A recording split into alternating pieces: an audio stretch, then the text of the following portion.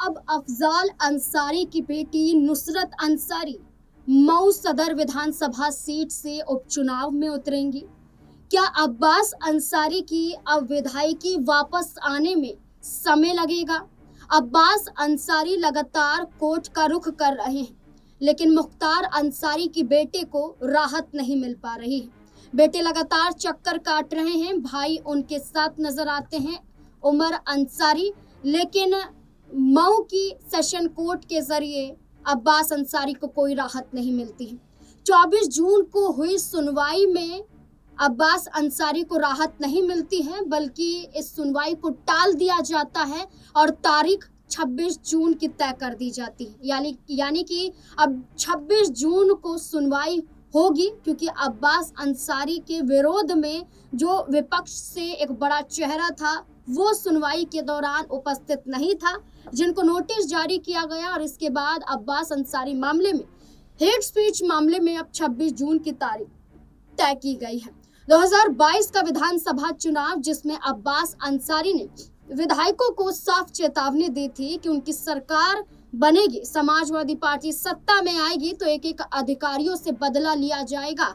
और अब्बास अंसारी के इस ऐलान के बाद उनके खिलाफ हेट स्पीच मामले के तहत मुकदमा दर्ज हो जाता है और हाल फिलहाल में अब्बास अंसारी पर एक फैसला आ जाता है मऊ एमपी एमएलए कोर्ट से, जहां सुनवाई होती है। फैसला 31 मई को आता है और 1 जून को अब्बास अंसारी की विधायकी रद्द हो जाती है।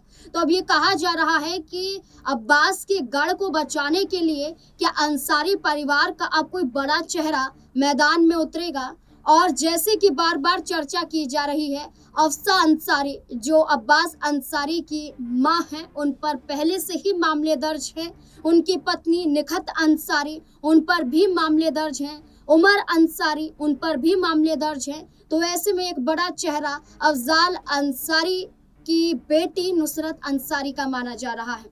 वो गाजीपुर से निर्दलीय रूप में अपनी पिता की सीट पर चुनाव लड़ रही थी, क्योंकि ये अंदाज़ा लगाया जा रहा था कि अगर अफजाल अंसारी को कानूनी प्रक्रिया के तहत चुनाव में नहीं उतरने दिया गया तो इस सीट को बचाने के लिए परिवार का बड़ा चेहरा चाहिए।